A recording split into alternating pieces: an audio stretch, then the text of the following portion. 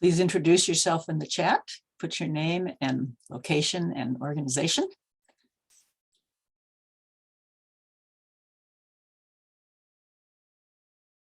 And if you'd like to turn on your video, I invite you to do that. This will be an interactive session, and it's great to actually see people's faces.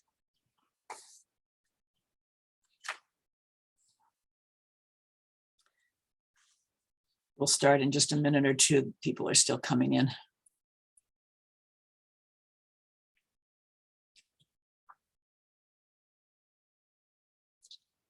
Put your name and organization and location in the chat.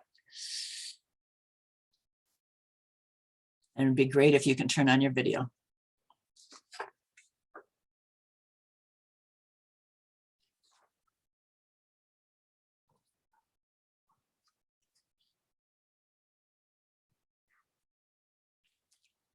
We've got people from all over, both in the United States and Canada.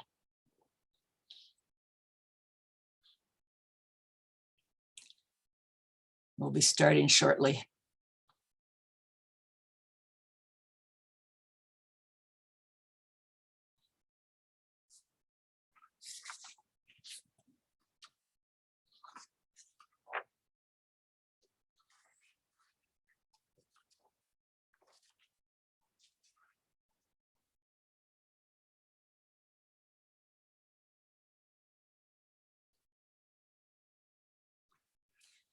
Okay, I'm going to go ahead and start. People will still be coming in. I'm Sheila Meyerson. Welcome to this session, Consent Decision Making with Heart, an Introduction to Sociocracy. So I'm a founding member of the Sociocracy Consulting Group, and my colleague Francine Prukenzel, also from the Sociocracy Consulting Group, is here to help me with the tech. I'm glad to see all of you. Let me tell you what we're going to do here. I'll tell you just a few words about myself and my background doing this work. And then I'm going to be presenting a bunch of information about sociocracy, why do it, what it is, a few aspects of it, and a few examples. And then we're going to have some interactive exercises, and that'll be both in breakout groups and in the whole group.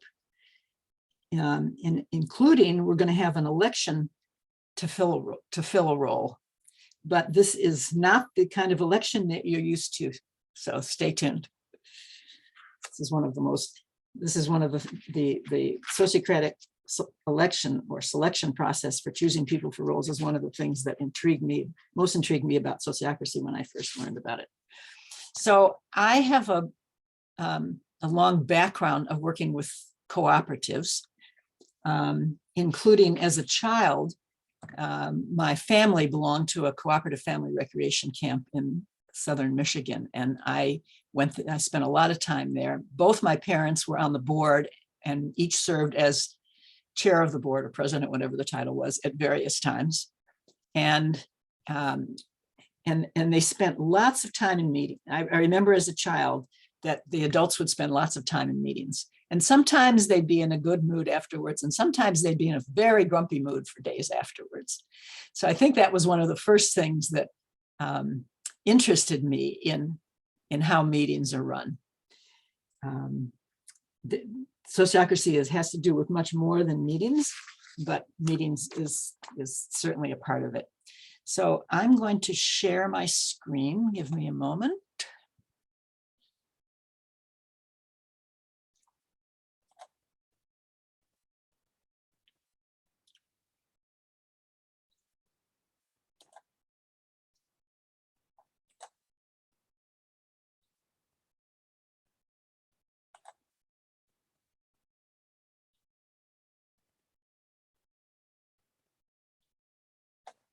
Francine, are you seeing my? Francine, are you seeing my slides? Yes, Okay. but we're not seeing the individual slides. We're seeing the whole. So you have to go into view. Oh yeah, yeah. Okay, is it working now? Perfect. Okay, so let me just mention, how we'll be using the chat. If I won't be able to see the chat while I'm sharing my screen, but Francine will be monitoring the chat. So if you need to get our attention about the content, like if you have some glitch or have a question that you need answered before you can understand anything more, the way to do that is to use the raise hand tool, since there'll be more than one screen's worth of people. That will pop you up to the top, and Francine will see that. And I also want to mention that I know that I speak rapidly. There may be non-native English speakers here, or people who just have a slower method of people who process information more slowly than I talk. So please raise your hand or use one of the tools if you want me to slow down. I try to slow down, but every so often I lose track of that and speed up. Okay, so I want to start out by thanking our sponsors. You may have seen this slide before for this conference. Okay, so let me talk about the challenge of why even bother doing sociocracy. So one of the things that I said in the write-up for this is that we want to get away from power over that permeates so many organizations and instead use power with. So this org chart is a representation of power over. And there's lots of ramifications of that, particularly in a co-op where everybody is an owner, or most of the people are owners, and you might want a different method of decision making. Typically, in a co-op, the worker members, which are actually going to be all of these people. They're going to be the managers and the staff. This is your organizational structure might not look anything like this. You might have a very different kind of structure, but I'm just using the classic hierarchical structure here as an example. All of these people usually have a representative on the board. They typically would have an election and choose a few of the board members, so they have representation up here. But that affects long-term, and it's indirect, because there's all kinds of decisions that are made on a day-to-day basis that they're not part of. So we want to do something more than that. The other ramification of that is that decisions are based on unlimited perspective. So this is the 6 blind people and the elephant. And we have too little information, because people at different parts of the organization are seeing different parts of the picture, but only some of them are involved in the decisions. So we're not getting the best information and the best decisions. Okay, another challenge is meetings that waste people's time. Most of us have experienced wonderful meetings. Most of us have experienced the meetings from hell. Usually, many of us have experienced both. And if a meeting structure is less than conducive to welcoming creativity and perspectives and ideas, then people's skills and contributions can be wasted, and it's frustrating and inefficient.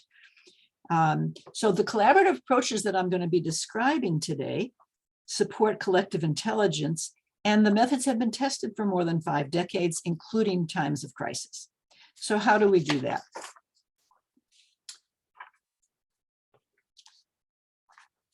The Sociocratic Circle method, which is the original version of sociocracy that I'll be talking about today, was begun in the 70s in a Dutch electrical engineering company. It was called Edinburgh Elektrotechniek, and they did lots of work in the shipbuilding industry. So Gerard Edinburgh was the CEO, and he developed the method in order to run the company. So in 1976, there was a big crash in the shipbuilding industry. And this company designed and built and installed large-scale electrical systems for ships. So the board announced that there was going to need to be major layoffs in the shipbuilding division. So Max, who's an electrician in the assembly department, had an idea for how to avert the layoffs. His idea was to send out the people who were in the department that was going to be laid off, to put them in suits and ties, bring in the sales department to give them some crash sales training, and send them out to get more business. He said, there's got to be more business out there. And so he called a meeting of his circle, and you'll hear in a few minutes what a circle is. He called an emergency meeting of his circle, because anybody could do that, proposed his idea. They made some tweaks to it. In a few days, they consented to it. And then it had to go to the next level and the next level and up to the board. And his idea went up to the board in the process of a few days, was consented with some minor changes. The idea worked, and most of the layoffs were averted.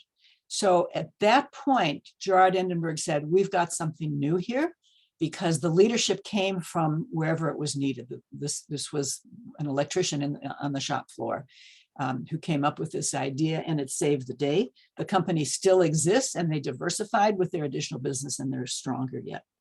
So as I'm talking, if you would jot down questions that you have, because we're going to have a time later for all of the questions. And as I said before, if there's a question that you need an answer to right away, then use the raise hand tool. So let me return to this. So this is the traditional organization chart. We've all seen a zillion of these. Gerard Endenberg, when he took over the company, looked at a diagram like this, and he said, I'm an electrical engineer. I know about power systems. I would never design a power system this way, because you can't steer it, and because there's no feedback, and that means you can't steer it. So you can view all of sociocracy as an attempt to answer the question, how can we steer our organizations? So what happens now is, there might be more layers in this direction, more layers in this direction. Any group of people who works together on a regular basis gets together for what we call a circle meeting, and that's to set policy for how they're going to work, including how they work together. First off, before doing that, I'm switching this on its side. It's exactly the same drawing topologically, but switched on its side, and you'll see shortly why I'm doing it that way. Okay, so take this group. They work together on a regular basis, and periodically they're going to have a circle meeting. And and likewise the other groups. In that circle meeting, whatever hierarchy they have is temporarily set aside, so that all the voices are equivalent. And that's for purposes of setting policy about how they're going to do their work. Likewise, this group and this group. The general management circle has the leaders of all of these three circles. There might be more than three circles. So this is the manager. All the managers are sitting here. And that's where all the coordination happens of what's going on in the entire company. Now there's one, so that's so far, that's the same as any top-down organization. What changes this is that each of these circles chooses an elected link to sit on the general management circle with their manager, with the operational leader. So there are two people from each of these circles sitting in the general management circle. That gives two-way communication between the general management circle and the individual department circle. Why is that important? It can be very challenging for one person to accurately transmit information in both directions. It's not a perfect analogy, and I'll tell you why it's not perfect in a moment, but it's similar to the arteries and the veins in your body. They convey fluid in different directions. It's not a perfect example, not a perfect analogy, because for arteries and veins, one of them is bringing in fresh stuff and the other is carrying out waste materials. And that absolutely does not apply, but it's two-way communication. That same two-way communication occurs between the general management circle and the top circle, which carries out the function of the board. The operational leader, that would be the general manager of the co-op, or the CEO, or whatever that person is called. That's the operational leader, is chosen by the top circle to lead the general management circle. The general management circle chooses its link to sit on the top circle. And let's see, I just lost my thought. Hold on a second.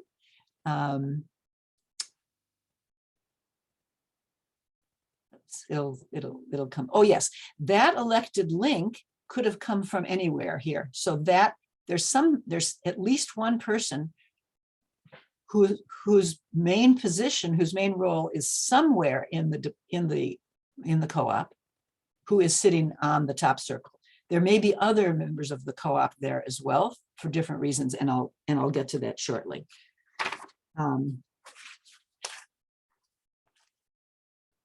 Okay, so this links the circles for flow of policies, information, and feedback in both directions, bottom up as well as top down. Both people in the double link are full members of both circles. So that's the elected link and operational leader between the general management circle and this department circle. The elected link is in the general management circle, not just as a visitor, not as an observer, not just for one issue, but full member with full power of consent in both of those. And that's called the double link. So here's what the double link looks like between two circles. These two people are full members of both circles.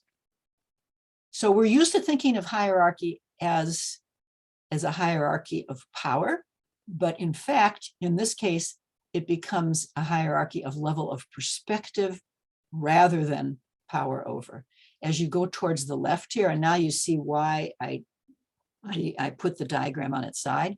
As you go towards the left, the perspective becomes broader, more long range. Towards the right, it's a more specific perspective, more local, more concrete, more short term. We need all of those perspectives. Back to those 6 people on an elephant, we need all of those perspectives to make good decisions, because the perspective will be different. So now what we do is, this is for purposes of setting policy. For day-to-day operations, we revert to whatever the linear structure is. It may look different from this, but we revert to that for purposes of accountability and efficiency. But then whenever we have a policy meeting, it might be once a week, it might be once a month, depending on what the circle is doing, what the needs are. They go back to that structure, and then day-to-day operations, they go to here. So let me give you an example. Here's a worker-owned cooperative. This shows the double linking between 4 departments and the general circle, and the double linking between the general circle and the board circle. In addition, there's a worker-owner circle that chooses 3 of its own representatives to the board circle. So people come, this person and this person are certainly also worker owners, but they're there in a specific role. These 3 people are in their role as worker owners. And in addition, there may be outside experts who sit on the board. So that's just one example. So I'm going to stop the share just for a moment and see if there are we'll have chance for lots of questions later. I want to see if there are burning questions right now about the structure things, so that you can continue to take in information.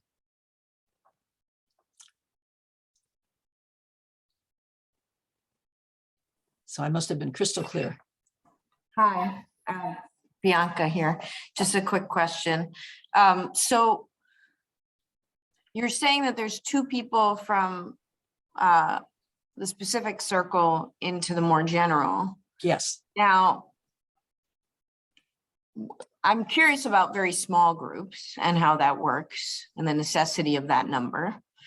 And then I'm also curious about, like, in the last slide that you showed, like, is it that one person from a more general body crosses over into the more specific body and one from the specific body crosses into the more general, or is it two from one circle crossing into the other circle? Okay, yeah, yep, I get Right. it. Let me share my screen again.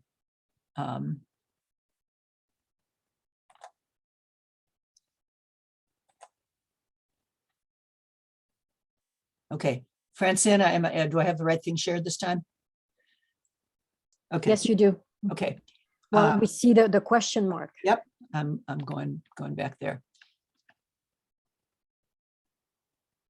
Okay, so the operational leader is chosen by the general management circle to lead the department circle. The elected link is chosen by consent from the department circle to the general management circle. So that's the double link, so that it's bi-directional. So they both sit in both circles, but they're chosen by a different group. Does that answer that question, Bianca? Okay, and Totally, I just missed those lines. And what they were. Yeah, thank you. Yeah, I'm glad you asked. And it does work for any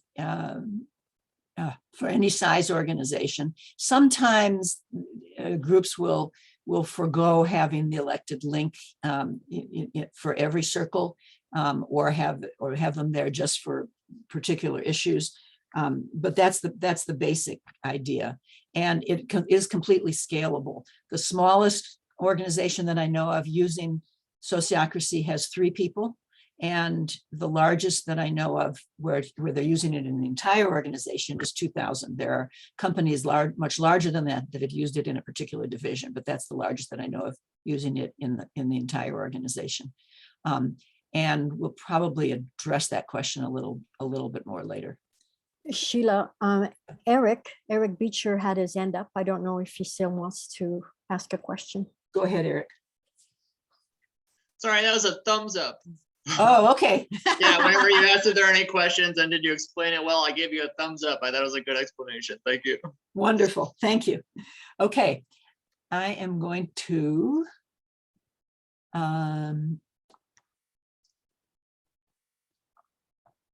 Francine, the chat seems to have just changed for who people can send messages to. Maybe not. Maybe it's just for mine. Okay, never mind.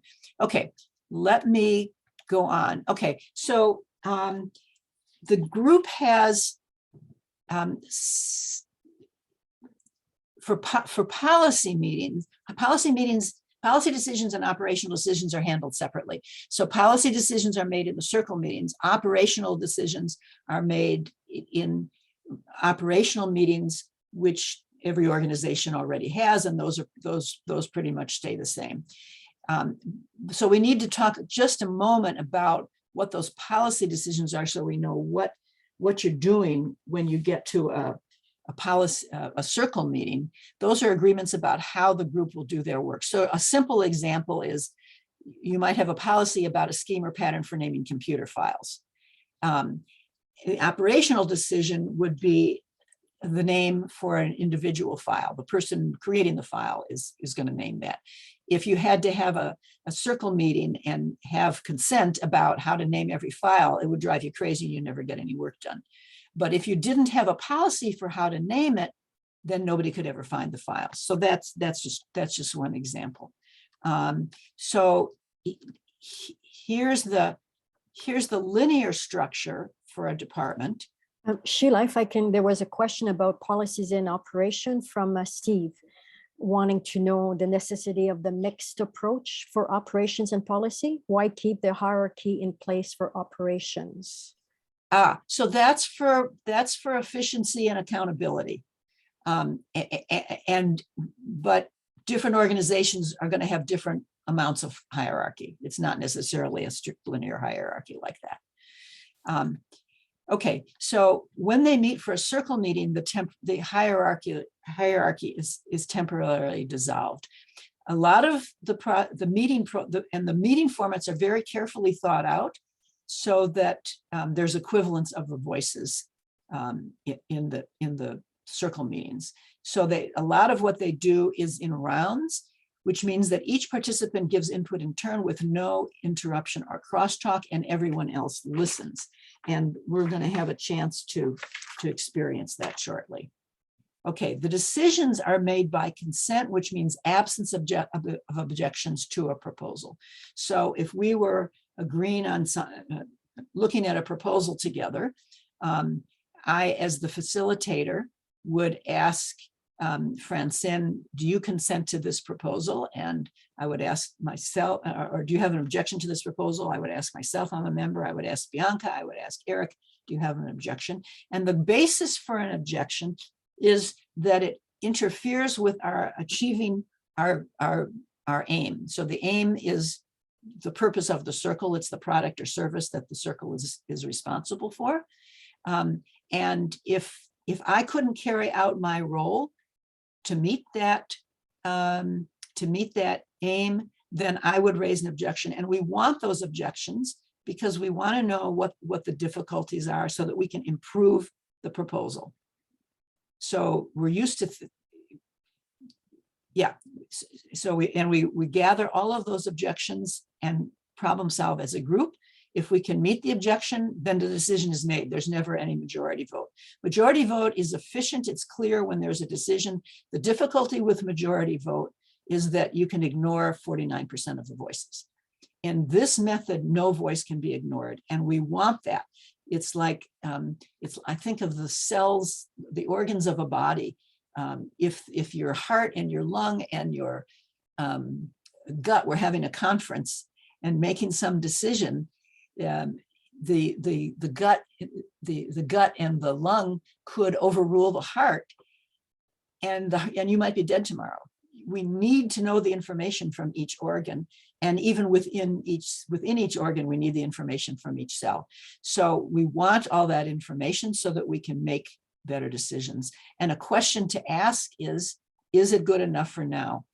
And is it safe enough to try? So each policy proposal has a time associated with it. Say it's 6 months, and we're going to say, can we do this experiment for 6 months and see if it works? So we're not doing, I'm sure we're not doing it for everything. We're not coming up with policies that are set in stone from now till kingdom come. Okay, I'm going to stop the screen share again. Actually, I'll stop the screen share.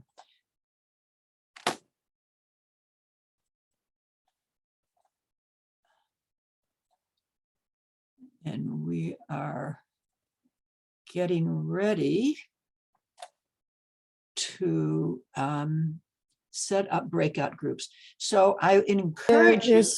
There's a question, Sheila, Okay. from Michael. Yeah. Is there a mechanism in place for a policy decision that has overwhelming support, but one detractor?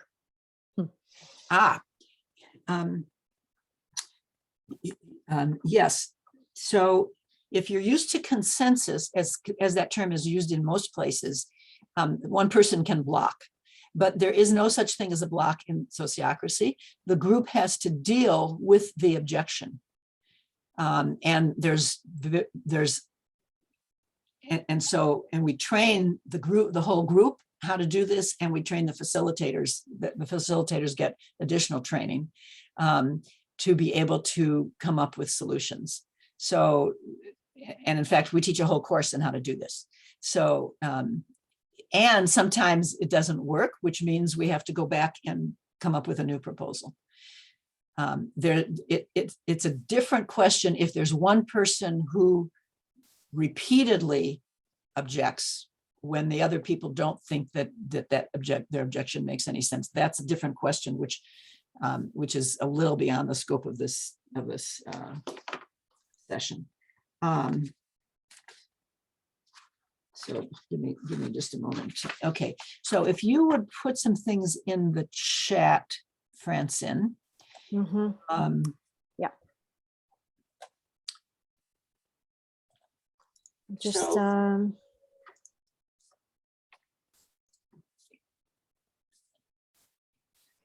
okay.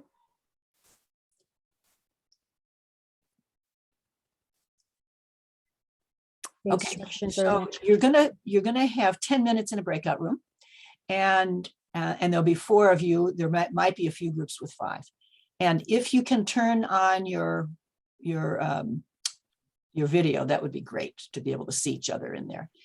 The first thing you'll do is to identify a facilitator, and these instructions will stay up when you're in the room. So the facilitator is the person whose first name starts with the letter closest to Z in the alphabet, so towards the back of the alphabet.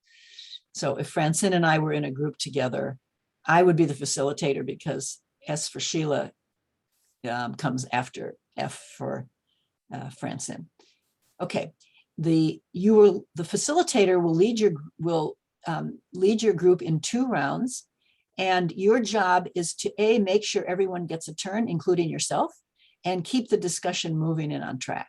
So those 2 things: make sure everyone gets a turn and keep the discussion moving and on track. You can take your turn in the beginning, the end, or the middle, makes no difference.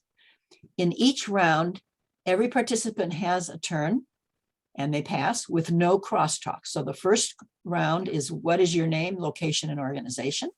And the second one is, what is a question you have about sociocracy based on what you have just heard? So we've had a few questions. You may have more questions about that or anything else about what I've talked about. Okay. Any questions about what you'll be doing in the breakout groups? And you will have 10 minutes for it. And you'll get there will be a 1-minute warning when the 10 minutes are up. So everybody know what you're about to do? I can send everyone. Most people are mostly, the rooms are mostly with 4 people. A couple have 3. Sometimes people move out. Okay. All right. So I'll send everyone to their breakout room. You just made my day. Thank you.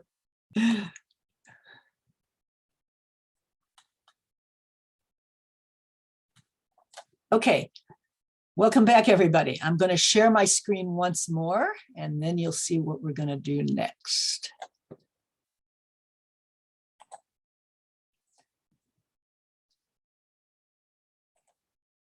Okay, Francine, am I sharing the right thing? Yes. Okay. Yes, you are. We are now going to have a selection process, demonstrate the sociocratic selection process for a role. And I'm going to have one of the groups do this as if we were physically together. It would be called a fishbowl with you in the center and everybody else listening. And we have a way of doing that on Zoom. And you are going to choose somebody to give a 2-minute report summarizing your group's questions about sociocracy. So that's the job description. We always need a job description and a term. The term is until the end of this session, because you'll have a job to do. We want you to have time to give you a report. So that's the job description. And this is the process for choosing somebody for a role. And Francine is going to put that in the chat. So I'm going to stop my share, so you'll be able to follow along as we're doing it. Okay, I would like to get one of the groups to be willing to do this. And I want to see if the group that had Alvin Walker, Angela Walton, B.A. Cockburn, and Gary Hampton, would your group be willing to do this? And if so, would you please turn your video on so I can see you? Is there anybody in that group who objects to doing it? And then I'll assume that it's good. It's all good. Okay, so if those 4 people would be sure your video is on, anybody else can also, but be sure those 4 people are. And Francine is going to spotlight you and include me in the spotlight, Francine also, if you will. Excuse me, Sheila, this is BA from the group. Unfortunately, I have to leave at 3 o'clock sharp for another meeting. So I was putting my thumb up to object, actually. Okay, I didn't see that. All right. Sorry, other group members. Okay, well, let me go. I'm going to go to another group. We've got backups picked. And if none of them work, we'll go back to that group and we'll do the election with 3 people. So I wanted to go to the group with Johan, Lauren Greenspan, M. Page Lieberman, and Steve Ediger, or Ediger, I don't know how to pronounce it. Any objections from that group? Speak verbally, because I can't see everybody if there's an objection. No objection. No objection, just a comment that M-Page was not able to actually participate and only able to listen in. Aha. Okay, I'm going to go to one more group, and if that doesn't work, we'll go back to that second group. So I'm going to try, we'll see 3 strikes and we're out. Let's see if I do better. Bianca Bachman, Brittany Mendez, Charity Zaloni, and Shelley Miller. I'm probably butchering some of the pronunciations. Any objections from that group to be in the demonstration group? Okay, we have a group. So And we would need some people putting the video on. Thank you, Yeah. Brittany. Yeah, okay. yeah, so Francine, would you spotlight those 4 people, Bianca, Brittany, Charity, and Shelley, and me? Yeah, okay, I need to. Charity and Brittany. And, oh my God, I'm looking for Bianca now. Ah, there you go. Okay. And I'm missing Shelley. Okay, Shelley.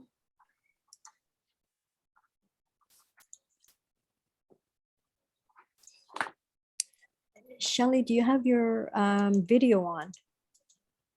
Ah, there you are. Thank you, Shelley, for at Spotlight. There you are. Oh, this is cool. Now I can see all 4 of you, and I don't have to try and guess which square it's in. Okay. So the first step is for each of you to get out a piece of paper and write down who you would like to nominate for the job of group reporter. And you can nominate yourself. And we're not looking for the perfect candidate. Anybody here could do it. There's usually multiple people who could do any given job.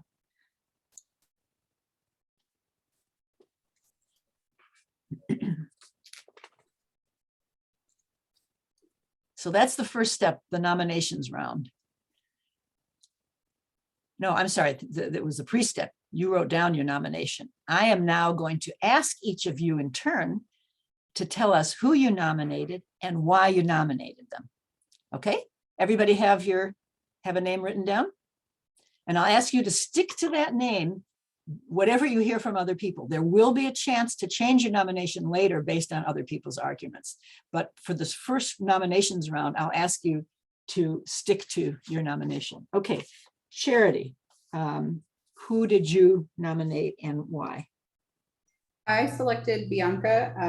She had a very intelligent question that she was able to articulate well, and not to say that the others didn't articulate well, I just felt that she had great speaking skills. Okay, great. Thank you. Brittany, who did you nominate? I nominate Shelley, and I have no reason why. Okay. Good answer. Bianca.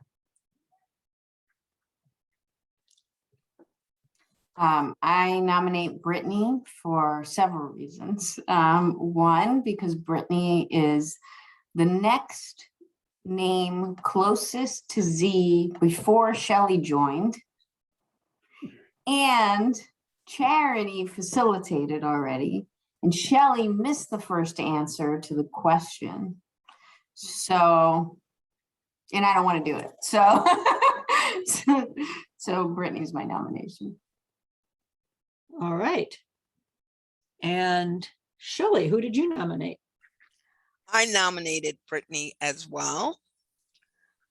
And my main reason for nominating Brittany, I was late to join because I was late to join in on the webinar. So I definitely don't think myself is a good option. But the main reason why I nominated Brittany, that as I joined in and as we were discussing, I noticed that Brittany didn't speak as much as the others, but I felt that she looked like she was listening really well. So I felt that she will probably be able to make like the best report based on the fact that I thought she was listening really well. So. Okay, great, thank you. So that completed the nominations round. That's number one, it's in the chat. The second step is a change round. I'm going to ask each of you in turn, based on based on what you've heard, do you want to change your nomination? The answer is either no, I'm going to keep the same nomination, or yes, and I'm going to change to so-and-so, and here's why. And remember still that you can always nominate yourself. That's still part of it. Let's see. I'll switch up the order a little bit this time.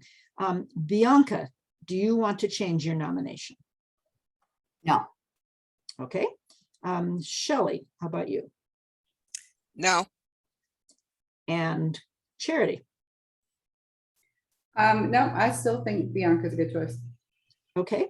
And Brittany? No, I don't want to change. Okay. So that was step 2, the change round. The next step is that I, as facilitator, will propose a candidate based not on numbers, but on the strength of the, based on the strength of the arguments that I heard relative to the qualification, the job description. So this is the fun part. Let me think about this. I was taking, if you saw me taking notes as people were talking, now you know why, because I need to make an argument for it. I'm going to, often the person who has the strongest arguments is also the person who had the most number of nominations. But in this case, I'm going to choose somebody who did not have the most nominations. I'm going to propose that Bianca be the group reporter. The arguments for her was that she asked an interesting question and she articulated it well. And of all the arguments, that seemed to me most relevant to the job description. There were some other arguments like, where they are in the alphabet. That's fine. You can nominate somebody for any reason you want, but that's not directly tied to the job description. So I'm going to propose Bianca. And now, so that was step number 3. Step number 4, I'm going to ask each of you if you have an objection to Bianca being your group reporter, and I will ask Bianca last. Okay, so Charity, and I'm playing the role of an external facilitator, by the way. Usually I would be a member of it and I would be part of the nomination process, but I wasn't part of that group, so I won't be part of the objection round either. Charity, do you have an objection to Bianca being your group reporter? I absolutely do not, since I'm the one that nominated her. Okay, and Brittany, how about you? No objection. Okay, and Shelley? Now, as Bianca was a very close second of who I was going to choose. So, okay, and Bianca, do you have an objection to being this person? I have an objection. You say you do or do not? Just to make this interesting, I do have an objection. I don't have a good memory. I'm not very good at taking notes and listening at the same time. So I think I make a terrible reporter. Well, they're actually true things, but I would do it if I don't know. I guess if you'd be willing to do it. I mean, I think anybody that some of that might apply to anybody, and you could give your first take at, remembering what people's questions, and then you could also ask for help from the group if you need to. Given that, do you still have an objection? No. Oh, good. Oh, thank you so much. Okay, let's, Francine, you can remove the spotlight now. Yes. And applause for this group. Thank you. We have a decision. Okay, so that demonstrates the Sociocratic selection process. And what I'd like to do now is to see if there are questions about the process. Just a minute, I need to change my screen so I can see people. And people need to click on gallery view to come back gallery view. Yeah, so I want to collect some questions from the observers first, and then I'll check in with the members of the group, the demonstration group. So if any of the there's a question in the chat too, and Shelly will want to ask questions. So the question in the chat: how would you use sociocracy to navigate removing someone from a role if they're not following through? Okay, so hold on just a second. Save those questions. I'm gathering questions right now specifically about the selection process that you just saw. Okay. And that question is related, but I want to handle that later. So if you could help me remember that question, Francine. For So sure. Any of the other observers who have a question about the selection process you just saw, if you would put it in the chat. There's a question there. How is the process different? Yeah, if you don't have. How is it different if you don't have an outside facilitator? Ordinarily, you would have an internal facilitator. So if I were a member of the group, I would have made my own nomination. I would have done just what everybody else did. You always need a facilitator for it. So other questions from observers?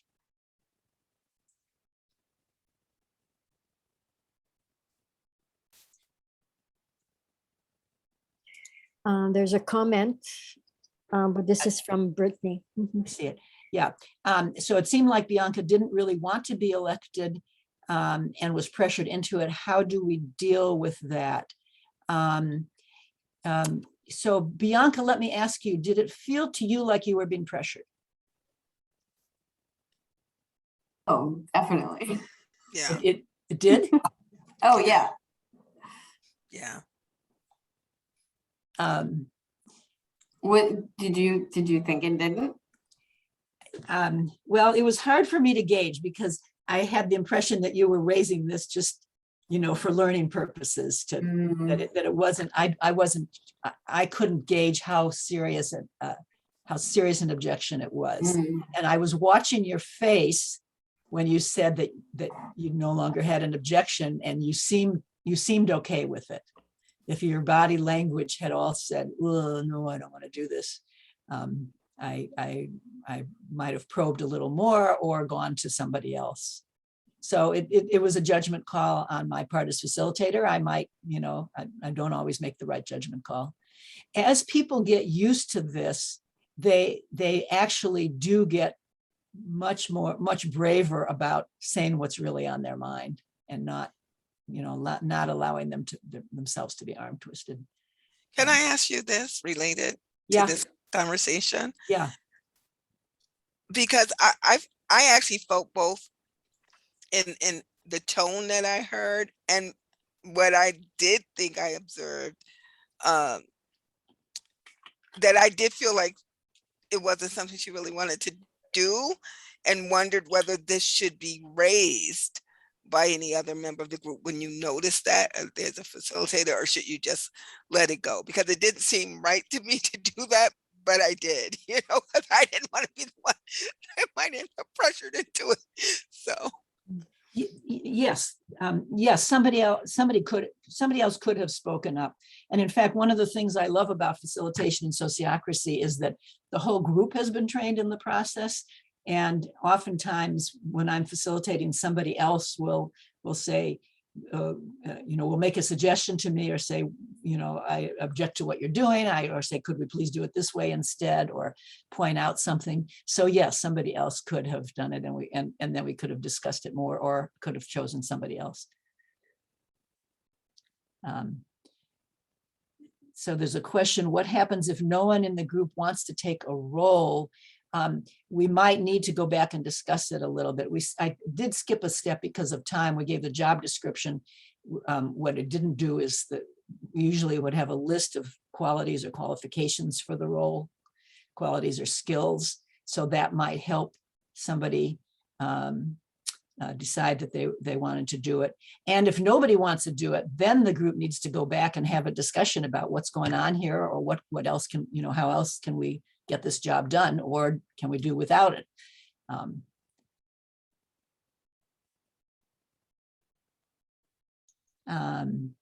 So let's see, let me check, do any of the other members of the demonstration group have a question?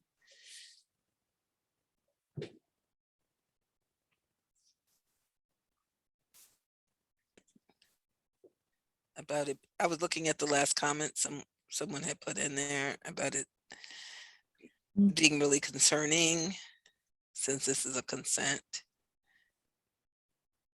thing. And and I was also thinking, like, my organization has these things we call closed door, right? And people step up and step back, but you don't want to pressure people. I missed a couple words, Shelley. Your organization has what? Has this process we use in meetings, closed door. But one of the ideas is different people step up and step back, and you don't want the people who don't necessarily want to step up to be put in a position where they feel like they're being forced to do that. Right. So how do you use this in that situation? So. Right. Well, I mean, as I said, I may have made the wrong judgment call about her comfort level. I was not trying to strong arm somebody. So yeah. And it's, remember that people have training in this. So it's training for everybody in actually being able to say your objections, and the rest of the group in hearing them. So it wouldn't be just up to me as facilitator. I want to share my screen one more time here. And there was another question, Sheila, that you wanted to put on the back burner. How would you use sociocracy to navigate removing someone from a role if they're not following through? I'm going to come back to that when I get to the general questions. Okay. Yeah.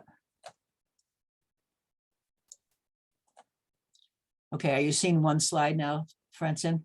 Yes. Okay, so this is a summary. All these slides will be available later. By the way, I'll give you a link to get them. So this is a summary of some of the things to do and to not do in the election process.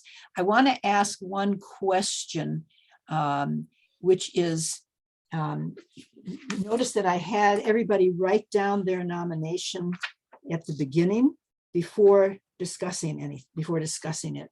And why do you think that I did that? I'm going to actually stop this share so I can see things again. Yeah, so if you have an answer to that, you might raise your hand. Why do you think I had everybody write down their nomination before any discussion?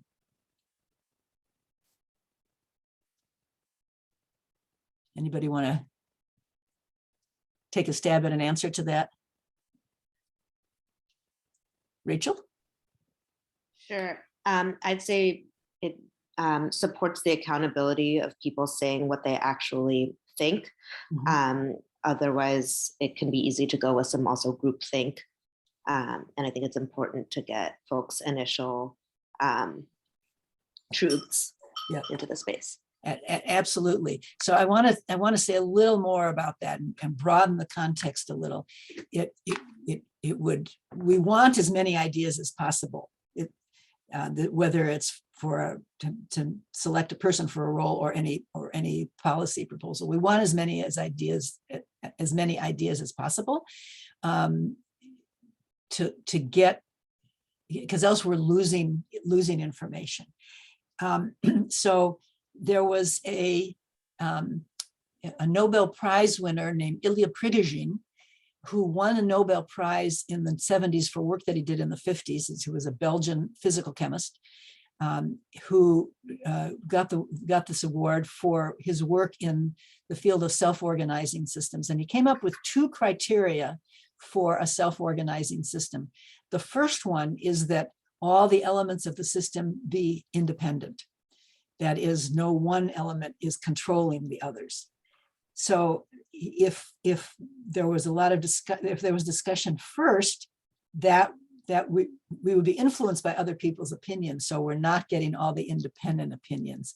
And it has to do with chaos theory, where we're losing information. It can be chaotic at the beginning, and then the field is narrowed as we progress. We don't want to lose that information. So that's, yeah, I just wanted to mention that. So Charity said in the chat, I feel that throwing 4 random people together that don't know each other makes for a more difficult task of reading people. So someone doesn't just say the same name as someone else. Yes, that's true. The 4 of you did not know each other, and I didn't know you, so I might have been better at reading the language if I knew you. Okay, so now Bianca, would you please give us your report?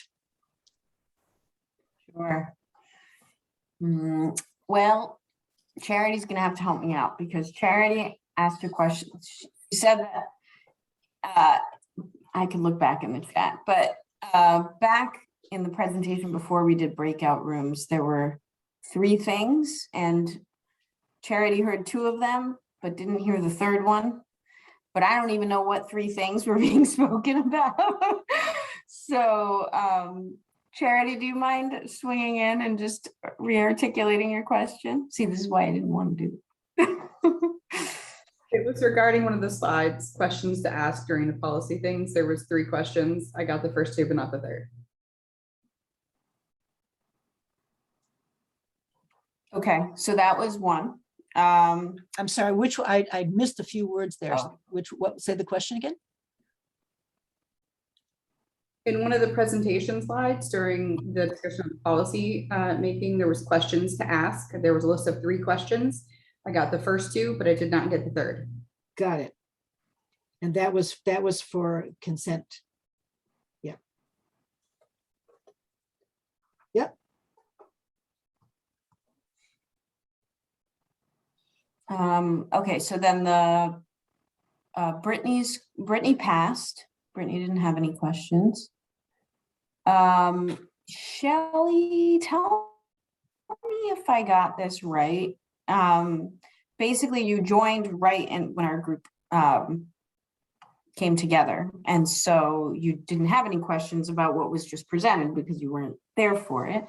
But you have been recently introduced to Sociocracy or work, and sort of have like questions about it in general and how it's going to apply at your work. Is that right? Yes. Yeah, I shared that we were shared with an excerpt from the book Many Voices, Many Songs, and how that piece made me think of sociocracy differently, because I started off when I heard it described that one person can block you as like, oh, it's like a filibuster, that's terrible. And after I read that piece, it was more like, oh, it's like reasonable doubt in criminal trials where you have to have a unanimous decision, or you could articulate a rational doubt based on actual evidence and the ultimate goal of what you have to do, and whether it was like that. Okay. And then my question was, back before we broke out, there was discussion of if one person objects to a proposal, what you do with them. Right.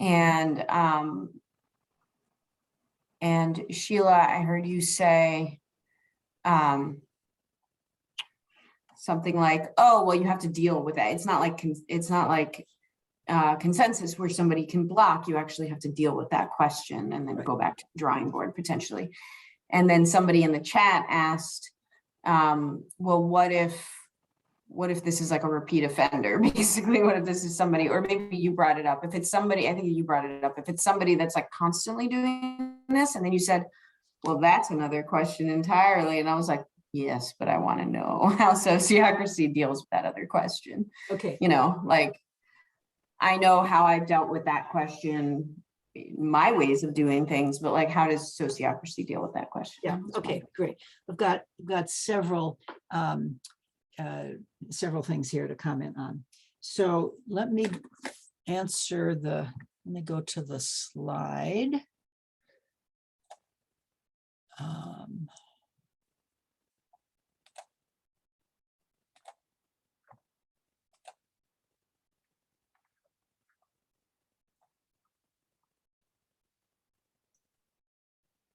Do you want to choose the view for one slide? Yeah, Sure. I'm getting there. I was going to the slide first. Whoops, I clicked on the wrong thing. Okay. So these are the three questions that you were referring to, right?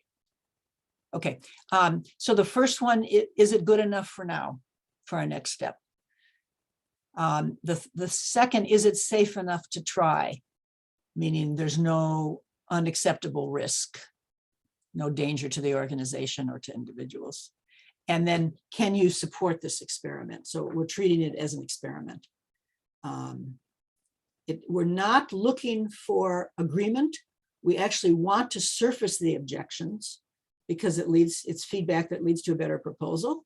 But what we want is something that's good enough to go to the next step.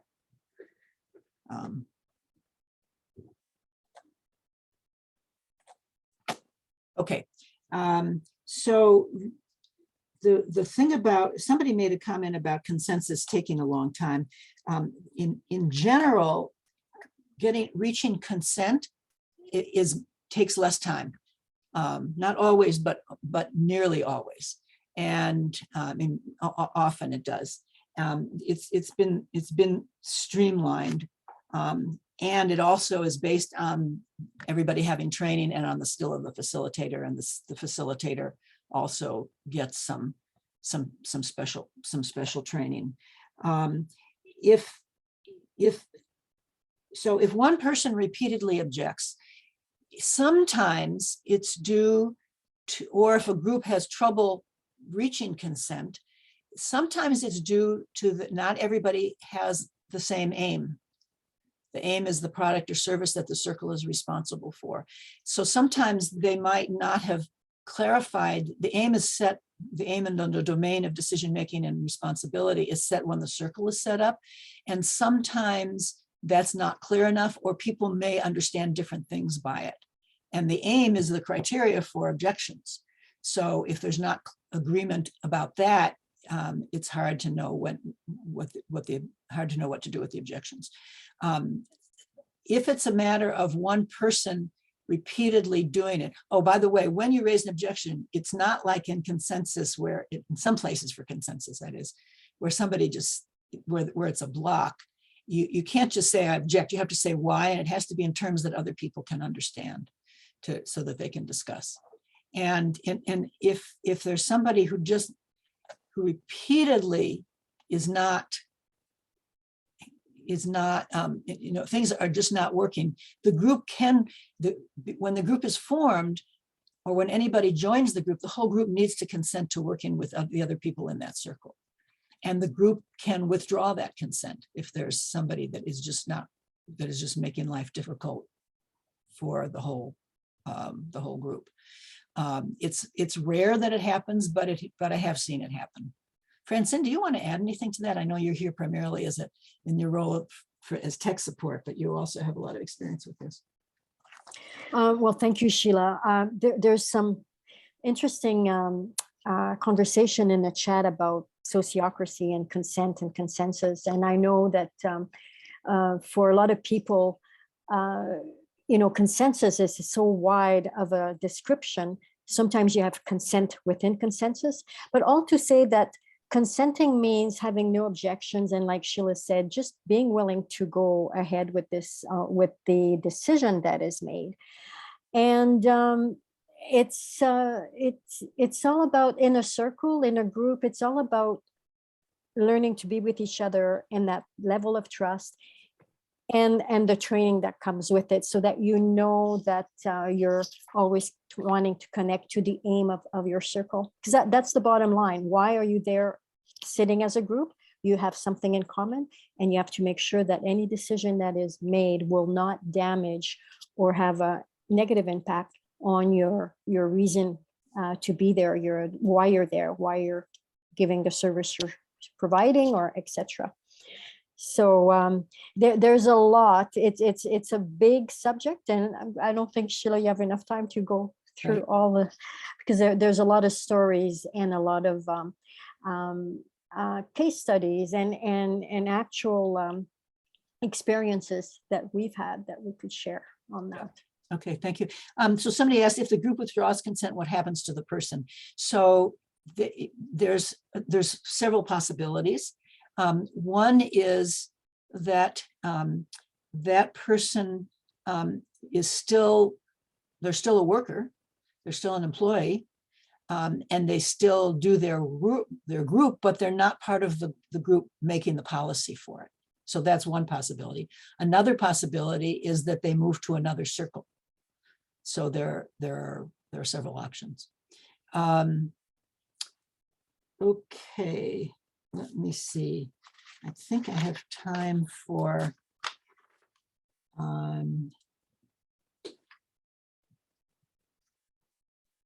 let me see. I'm going to share my screen. Sheila, I see Eric's hand is raised. Maybe you want to get that before you go on.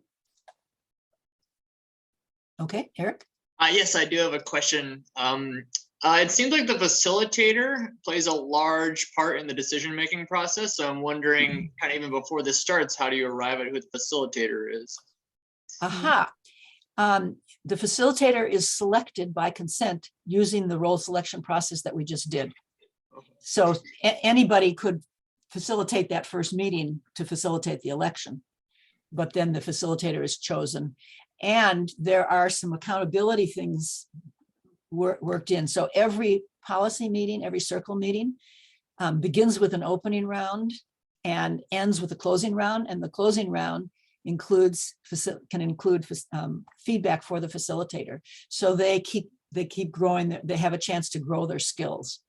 And there's a whole process called, in the corporate world, it's called performance evaluation. In a lot of organizations, it's called role improvement. Francine, I've forgotten what it is. Role improvement feedback, something like that. Performance review. No, performance review is the corporate term, but some organizations don't like using that term. So role improvement, and it's a way of giving people feedback on their roles. So you can do that for the facilitator. So in their role as facilitator, and in each meeting, the facilitator does have a lot of power, and so does everybody else, because everybody else is trained in it, and other people can be making suggestions or object to what the facilitator is doing. So the facilitator is acting on behalf of the group, but with the agreement of the group. And when the group doesn't agree, the facilitator does something else. So, yeah, it's a good question. And there's a question about who facilitates. Anybody. The election of the facilitator. And anybody could do that. If you already have a facilitator and the term is up, then that person could facilitate the election of the next person. So, yeah, or anybody else could do it that the group consents to leading the meeting on a one-time basis. Okay, let me share my screen and see what else I have time for. We're nearing the end here.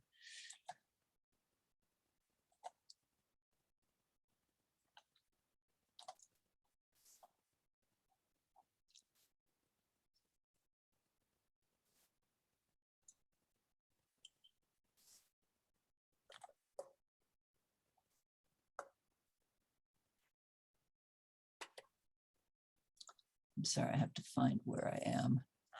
Okay, here we go. Sheila, you don't have the your slides on. Oh, it means I shared the wrong thing because I thought that I did. So just a minute. Share screen. Here we go. Okay, is it on now, Francine? Okay. great. Yes. So there's three aspects of the Sociocratic circle method.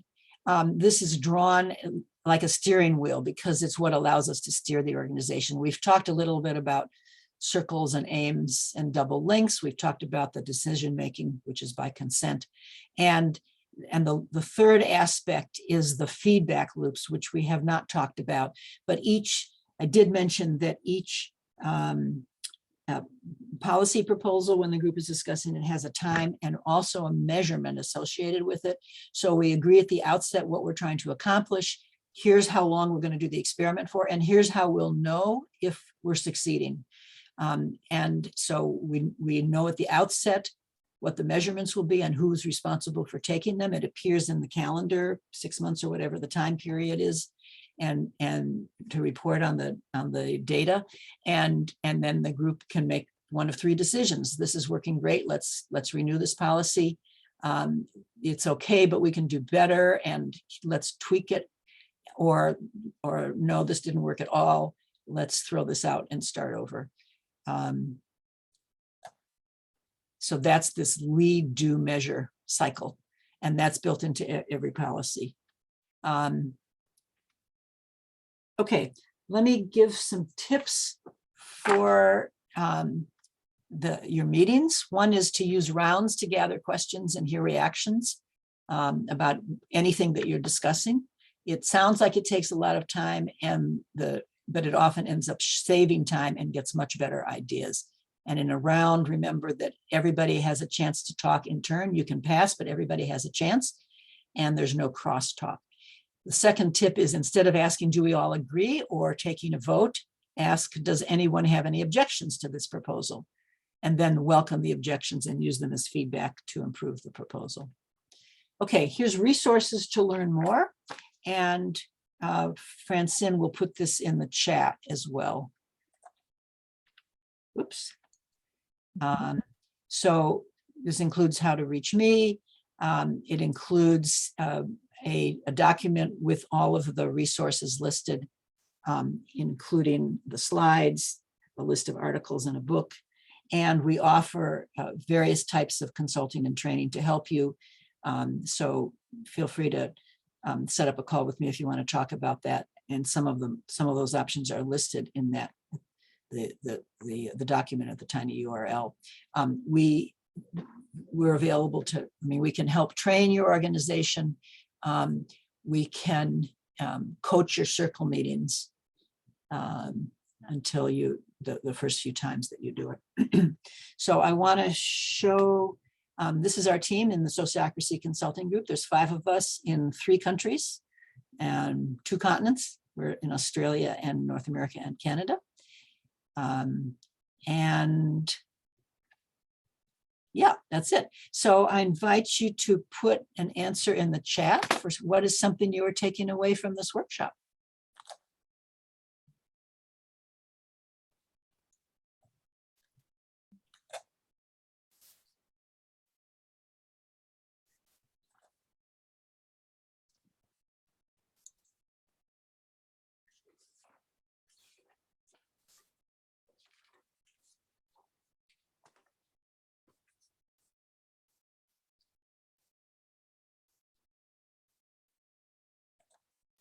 And I'd love to hear from a couple people out loud, if you'd like, about something you're taking away.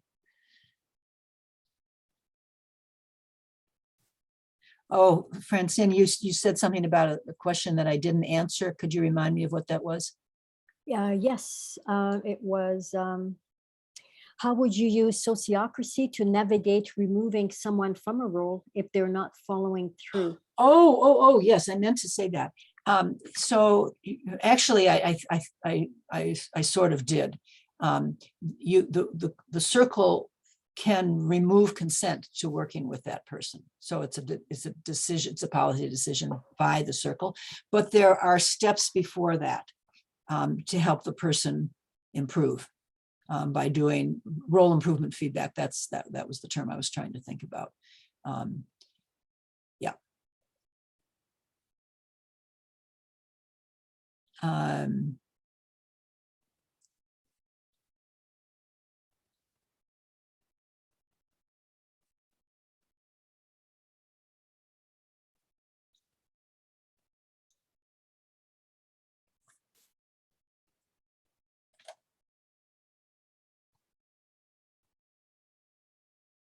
Is there anybody who'd like to say verbally something you took away? I like the kind of the idea of people from both directions sitting on every committee. I think that's a nice feature to have in any organizational structure.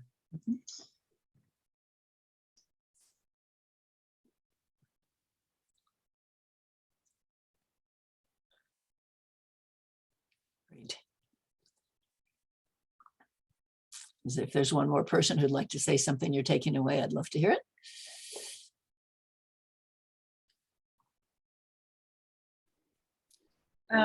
I'm just going to speak because other people are not speaking, and I want to thank you for sharing this information. And I was actually watching a video last night on how some of this stuff works, but I had some questions, and I think your diagrams were actually really helpful to understanding what was going on.